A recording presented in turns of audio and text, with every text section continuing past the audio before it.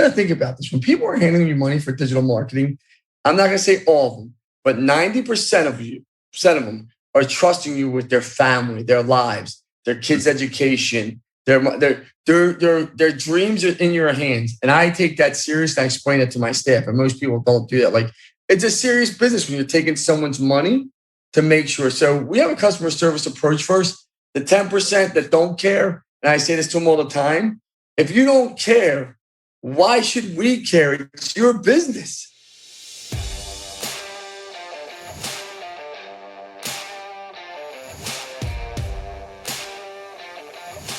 Hello and welcome to the eCommerce podcast. We believe that there is more than enough content focused on e-commerce marketing and not enough content celebrating the real heroes of e-commerce, those running the operation. Each week, we find and interview an e-commerce operations expert to share the secrets behind how some of this industry's most exciting businesses are run. I'm your host, Norbert Strappler, the CEO of SyncSpider. Hello and welcome to another eCom Ops podcast interview. Today I have Lance here from oneceo.com, a great digital agency specialized in SEO, in PPC campaigns, website design, social media marketing, everything that is somehow digital marketing for websites, web shops, Google virtual tours. They even do white label, 150 employees. Lance, glad to have you here. Thanks for joining the show. Thank you, man. I appreciate being here. I'm looking forward to it. I'm actually looking forward to it tremendously. And, I listen to your podcast and it's great. Oh, thank you very much. What an honor. Big agency naming us a great podcast. This is great. Thank you so much. Lance, tell us a bit more about the agency. Tell us a bit more about what you're doing exactly. How can you help store owners? Well, we're a full digital marketing agency. And, most store owners think they can't compete with the Amazons, right? I can't compete with Amazon. I can't compete with Walmart. And they don't think about local inventory ads and other things that can make people come directly to them locally, right? Yeah. If little Johnny wants his bike today, they want to see they have a bike in today. Well, if you can do a local ad and show them that your bike's in today and you're inside of a few miles, you're going to pick up Johnny's little bike or something else you might need. So there's a lot of different ways to skin the cat, especially for local stores. I think that's the easier way. I think to build a brand new e-commerce store from scratch today, I'm not saying Amazon, a true e-commerce and think you're going to go compete on Google directly and have a small budget, that's not going to work. Yeah, I understand. How can you get someone feel personally invested in a brand? How do you solve that? Well, people are brand loyal, and that's what people don't like. If you see somebody wearing Gucci, they're going to pretty much wear Gucci. I'm a big Cartier person. I love my pen's Cartier. My sunglasses are always Cartier. People are brand loyal, right? Once you fall in love with a brand. But you got to give them an experience to fall in love with that brand. You got to make it frictionless when they're coming to buy your brand. And then you have to build brand loyalty. And you do that with email marketing, with cool social media stuff. You always don't have to give someone something for free. You got to make them feel a part of something, right? And people are proud. Like you saw me, I said, I'm proud to wear Cartier. I love Cartier. Literally my pen's a Cartier pen. And it's not because I want to be arrogant or cool. I love Cartier products now. And I'm going to pretty much wear those things. So I think a lot of people get lost, especially the smaller people in e-commerce. Like with cookies, you can make people cool and do cookie surveys. Do you like it? Do you not? What's your favorite cookie? Get people interactive with your brand and get different questions going. And the majority of e-commerces represent multiple brands. So have a brand off and some cool things and get people interactive with your brand and what you're selling. That's cool. I know in digital marketing, because you mentioned it, cookies. Yeah, you need to set a lot of cookies, marketing cookies, retargeting cookies, and what else, you name it. Here in Austria, we have a very strong, or in Europe, a very strong cookie law, e-privacy law, GDPR, DPA. What else? What is in the US? What do you have? Can you set those cookies? No, it's kind of a lot more difficult, but you can. And retargeting ads are still available as long as somebody comes to your site, right? So there's a lot of things that you can still do. Are they cracking down on some things? Yeah. I mean, do I think it's going overboard? I do. I mean, I think Europe, no offense, it's a joke, right? The problem is there is no privacy, as you know. You're in my space, so like your phone's tracked. Like people are like, oh man, they want you to have these vaccine cards because they want to be able to track you. If you have a phone, you're tracked. Like that's simple, right? So I don't need that for that. But I think people are more upset with what they're doing with the data, selling it to second and third and fourth other companies, and they're using you piling that data to then sell you things and do things. So do I think that privacy laws are going to get worse? I do. I think you're going to, I think a company like Apple that has the benefit of controlling a lot of things, I think they could just wind up shutting everything off and saying, if you have a browser on our devices or any apps that are on our devices, we're not giving you any of the data. Yeah. Okay. And that gives Apple for privacy, it's good. For privacy, it's good, but for marketing, it's getting harder. But you need to get better in search engine optimization or something like that to get found when you have not so many possibilities to purchase data. Yeah, I mean, you don't even have to, like, I try and tell people, like, similar audiences that you can do with this data and all this other stuff. It's the tails in the tape is going to be what's performing is going to be in your Google Analytics, right? Or whatever reporting. You might be using another reporting tool, but that data is really going to be in data studios and take a look and say, okay, this is what's going well for me. This is what it is. And then you reverse engineer it. Everybody always starts 30,000 feet instead of saying, let me go down here and look at the actual data and see what the data is doing. What's my bounce rate? How many pages are people going to? What's the demographics that people are coming to? What area are they coming from? All these things that are just so simple to start there and reverse engineer. And guys, just to see a bit of the background here from Lance, he's a digital monster. So he was one of the first principal employees at Yellow Pages. And as far as I understood, you grew the AT&T division from 0 to 150 million enterprise. So wow, that's amazing. What was it like being the first professional in this area for such a large organization? Well, I mean, for me, it was a great experience. Bell South and SPC this was their first actual joint venture before they merged. So they told us very honestly, it was a pilot. There was about 60 people total in the organization. Not even that, it was actually 20 some at the time when I got hired. And I went to the outside division called the premise division. Yeah. I built their whole entire outside sales force. And it was funny, when I left, there was about 80 telephone unit people. There was about 700 outside salespeople. And, and we grew it fast in 3 years. And I had great people to work with. And I had great leadership with Charles Stubbs, Danny Deal, Neil Salvage. I mean, I'm fortunate. I've had a lot of great leaders and Patrick Godola, probably one of the sharpest financial guys you'll ever meet in your life. I got to work with him every single day. You get to meet people that had the same goal of building this great organization. And I'm sad to see that's been disassembled, beat down, and obviously no one uses yellowpages.com anymore. I mean, not no one, but you know what I'm saying. It's the Titanic. It changed. It changed. Yeah, it changed a lot. It's also here, so no one is. For us, it's called Herald. Herald.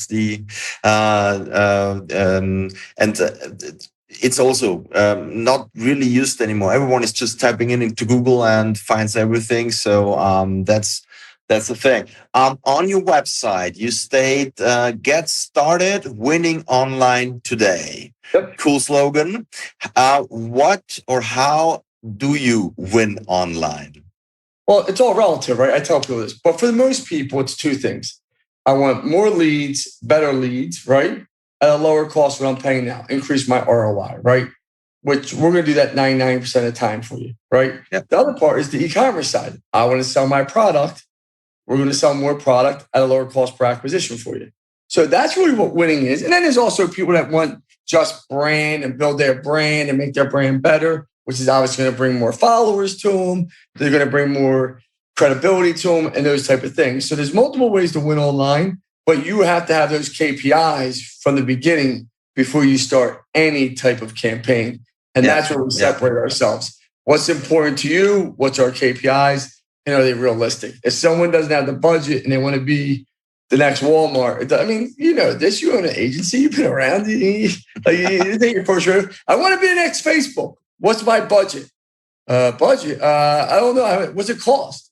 Well, I never met a business person that didn't have a budget, right? So you're out. And people hate that I'm so rude about it. Well, after 20 some years of doing this now, and this has been my life, if I got to explain to you what budget should look like, we got problems. Yeah, the funny thing is when my agency in the back, when we build websites and ask the client, how should it look like? What would you like? Oh, it should look like Apple. Yeah, okay, great. And when it's for a web shop, well, it should be like Amazon. So this is typical thing for let's say startups that want to think big, which is great, but wrong expectation if there's no budget, actually. I call it, you have beer pockets with champagne taste. Yeah, absolutely. And so what we do now for a bigger site, we scope it out, but we charge you for the scope.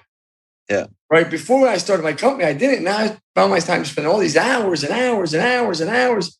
I'm like, absolutely not. If you're serious about the project, you got to invest in scoping this out with somebody the right way. And anyone knows what they're doing, right? Logic isn't as logical as people think, right?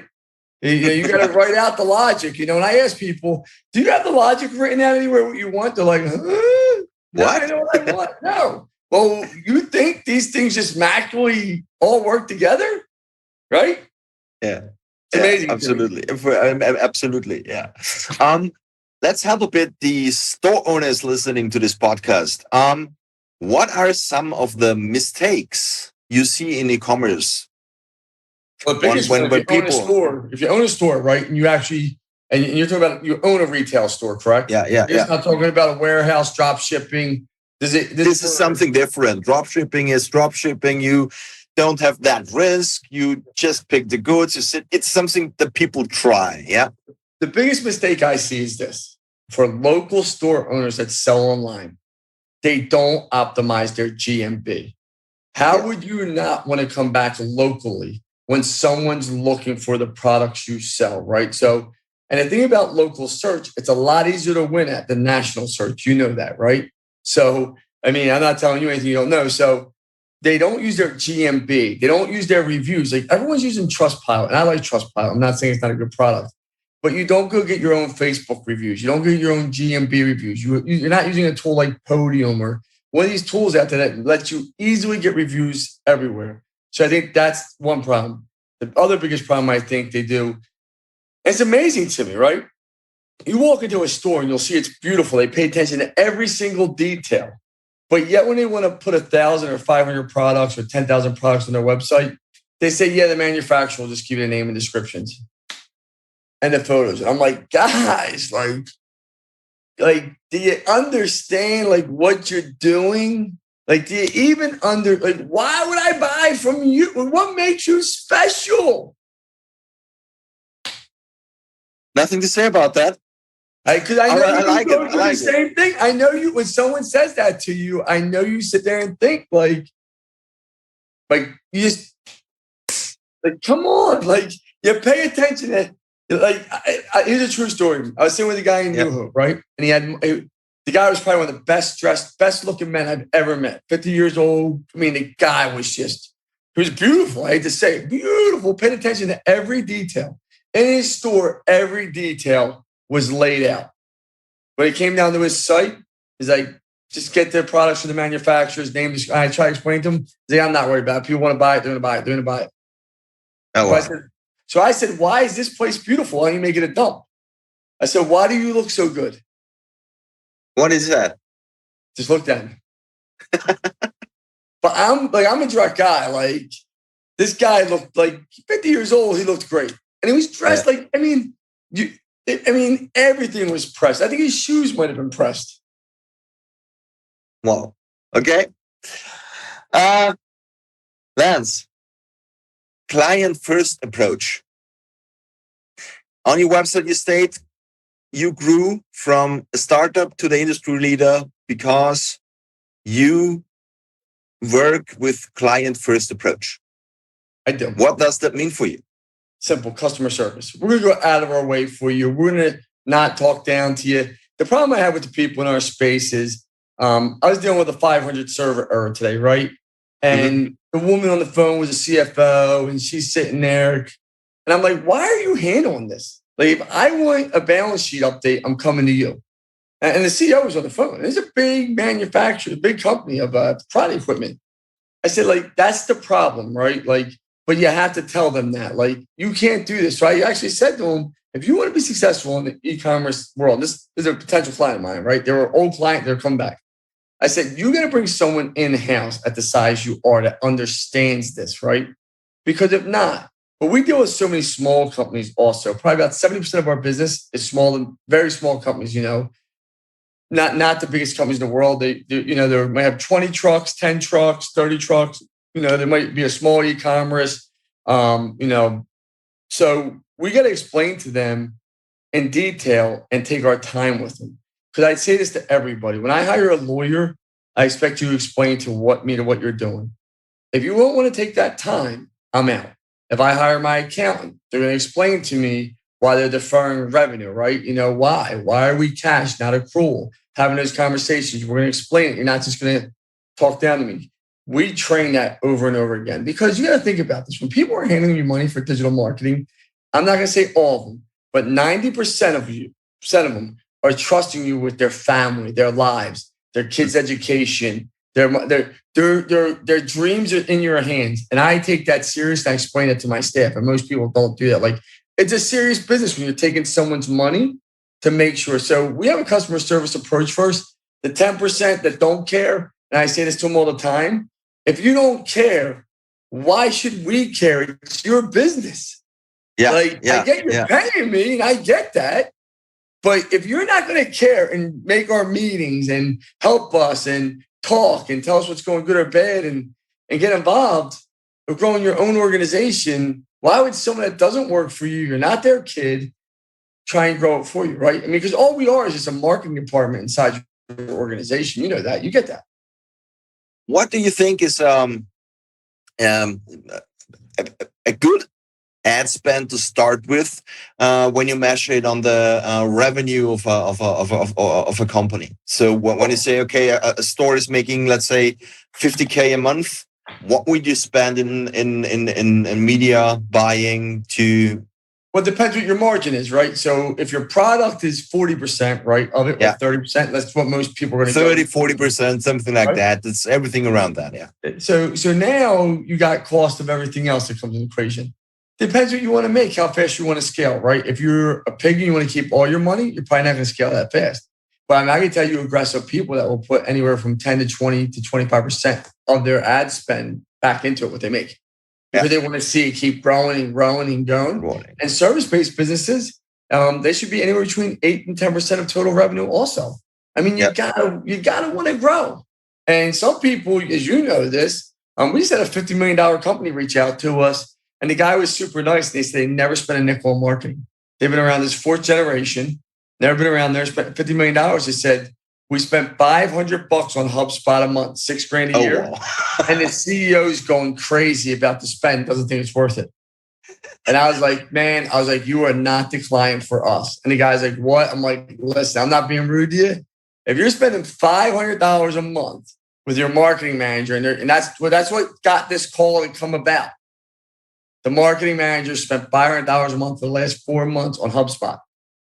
I was like, you're not the kind. Like, the old, really old companies, they have already their size. Everyone knows about them in the business, in their niches where they are. And they don't need ads.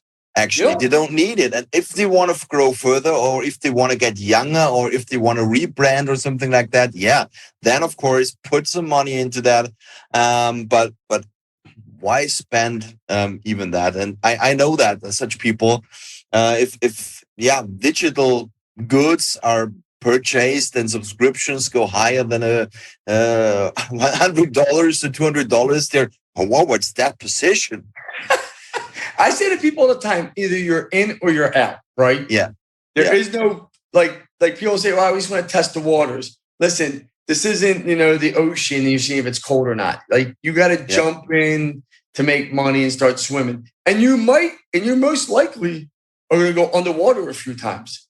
Like, right? Because things are going to go wrong and things happen and life happens. But overall, if you're with a good agency, I say this to people, and you can only know if it works if you try it. If you give it a try, if you really put some money into media, spend that. And of course, if an agency is in the background helping you, the risk is lower. The costs are higher, but the risk is lower because they really know what to do. Lance, how important is automation for you in the agency and for web shop owners, for e-commerce store owners? Huge. I mean, why wouldn't you automate everything? Once you get somebody into the process, it should be automated. And you want to divert and take them to yours. Someone says, I'm looking for my price ranges, and the good sites always do it, right?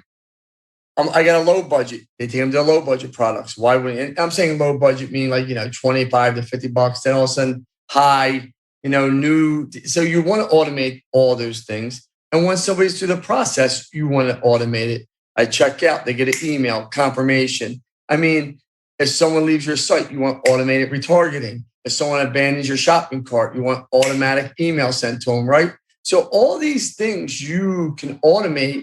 And yes, it costs you money to set them up.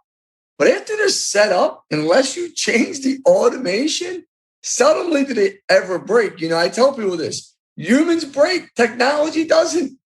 Yeah, it is 100% sure. Technology just runs. Of course, there can be bugs.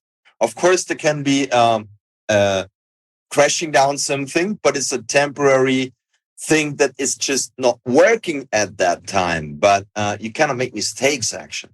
And it's normally a human error that made that happen.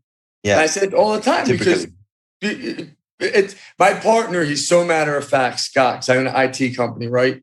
And if you ever dealt with an IT guy, it's only black and white. There is no gray. Yeah, like this guy, is not a sales. He's not a sales guy. He's a great guy. I love him.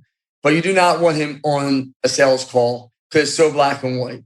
And the person will be like, this isn't working. And he'll be like, no, it is working. You're doing it wrong. And the person just looks at him like, holy shit. Like, no. I'm like, Scotty. And he calls it end user error, right? And that's normally what it is. Yeah, it is. It is. Now, we are close to the end of this interview, Lance. 3 quick wins for e-commerce store owners to get a boost in growth. Schema, number 1. You got to have good schema. Most people use the same description and information as everyone else. Don't do that and change the images around, pay for it or pay dividends, and make sure you have great reviews on your site. Do product reviews yourself. Do them on your site. You'd be surprised. And that goes for the service-based industries also. Review why you're a ream deal. Review all these things. Review all your different products yourself and give your opinions on it. Okay, cool. I can give you one story from a customer that we had. He's selling wine online, and he even did a small studio. It's quite cheap. Everything you need for a studio in those low quality, but enough quality for websites. And a green screen, the bottle of wine, and a camera. And all he did is round about 2 to 3 minute videos of 700 or 800 of his wines, opening the bottle and picking a glass of wine, describe how it smells, drink, describe how it tastes. And all these reviews are online on the web store, and this works. Yeah, it's a lot of work, but you can do it with nearly every product. Of course, it makes more fun with wine. Of course, but have fun. And people take it so serious. I'm like, you got to have some fun with it. You do. Yeah. Okay, last question for today. who has taught you the most in e-commerce in your career? Who has probably taught me the most? Probably Bruce Clay. Okay. Why? What? I'm good friends with him. When I was younger and I left AT&T, believe it or not, he was the biggest name at the time around. And Brad Fallon, if you know who he is, he's a big e-commerce guy. Also him. I reached out to Bruce. I'm still good friends with him today. I could ask him any questions about e-commerce. And then it just, you got to start learning the self-application more and more yourself. I mean, you just do, and you got to test and try things. But I would say probably Brad Fallon and Bruce Clay back when I started my own agency 13 years ago. They were probably my two biggest e-commerce go-tos 13 years ago. Great. Cool. Thank you so much, Lance. It was really a pleasure talking to you. Some things, again, to repeat that, customer first approach. Yeah. And what I really like is don't do the same shit as the other dudes. So make it different, get reviews, review the products yourself. Well, I would not say fake reviews. That's wrong. But review them yourself. You are also a person. You use them as well. Be honest. So no fake reviews. We didn't mention that, but I think this is important to say because that's yeah. Well, if you sell somebody a bad product, they're going to ask you for the money back. Yeah. So be honest. They're going to say, honest. You vouched for this wine. It tastes like garbage. I want my money back. Absolutely. Thanks so much. Was a great interview. Talk soon and good luck. Thank you. And that's it for this episode of the eCom Ops podcast. If you enjoyed listening and would like us to find and interview more e-commerce operations experts, please search for eCom Ops podcast in your favorite podcast listening app and then subscribe, rate, and review. Until next time.